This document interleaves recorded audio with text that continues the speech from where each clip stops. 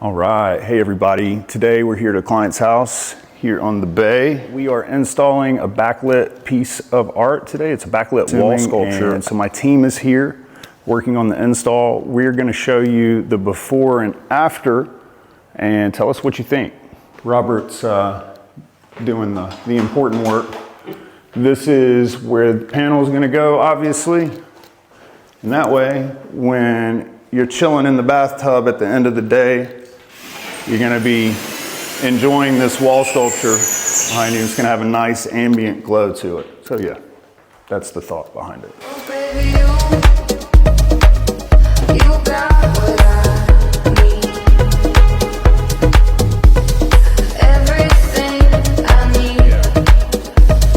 Medicine for me. Oh, baby, you. All right, we're done and it's on the wall. What do you think? This is with the lights off and now lights on. Everything I need. Medicine for me. Oh, baby. What do you think? You like with the lights on or the lights off better? Just turn the lights off. I